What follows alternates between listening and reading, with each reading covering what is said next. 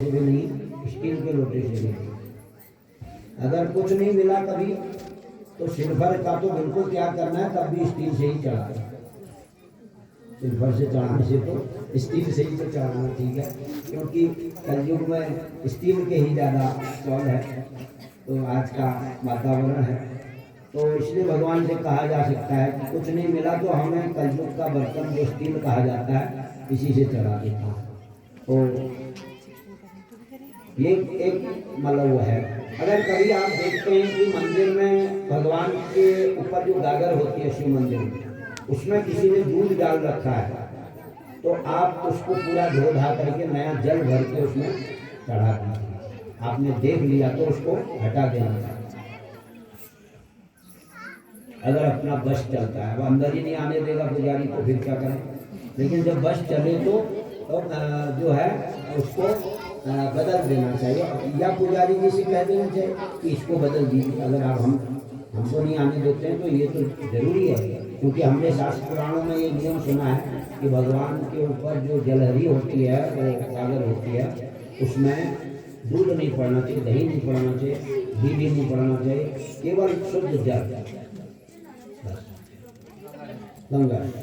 गंगा जल नदी हो तो जो भी शुद्ध जल है स्रोत का। हाँ, जब गंगा जल हमारे पास है थोड़ा सा, तो पहले हम उस गागर में गंगा जल डाल दें, ऊपर से फिर और शुद्ध जल से भर दें। जब हमारे पास गंगा जल थोड़ा हो तो उसमें नियम है कि पहले एक सूखे पात्र में गंगा जल की बूंद डाल दीजिए, या थोड़ा सा ऊपर से फिर शुद्ध जल से उसको भर दीजिए, वो पूरा गंगा जल बन जाए। लेकिन आप गंगा जल में जल मिलाएंगे तो वो गड़बड़ होगा। ये भी एक विशेषता है। उसका मतलब यह है कि गंगा में ही सब मिलते हैं, गंगा किसी में नहीं मिलती है। मतलब गंगा जी ही सबका आधार है।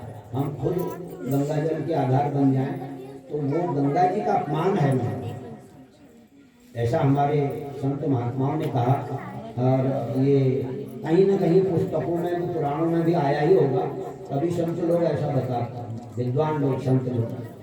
तो ये ऐसे करना चाहिए, ये नियम है।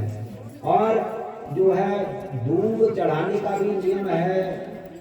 केवल दुर्गा मैया को दूध नहीं चढ़ाया जाता है, तो दूध वो घास भी होती है। और भगवान सूर्य को बेलपत्र नहीं चढ़ता है, और गणेश जी को तुलसी नहीं चढ़ती। ये सब नियम भी मानने चाहिए, जानने चाहिए, इनका भी पालन करना चाहिए, क्योंकि इनमें भी कुछ रहस्य है, इनको भी माना जाए।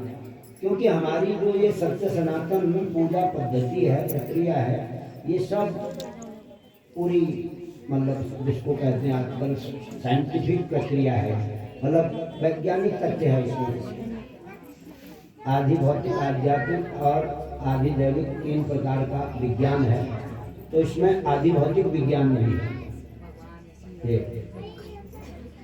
तो इसलिए किसी भी प्रक्रिया में हमको संदेह भ्रम तो नहीं होना चाहिए, लेकिन कोई समझ में ना आवे तो उसका किसी विद्वान से पूछा जाए। कोई विद्वान संत हैं, महात्मा हैं, या विद्वान ब्राह्मण हैं, उनसे पूछा जाए। जो भी जानता है, ज्ञान रखने वाला विद्वान, उनसे जी।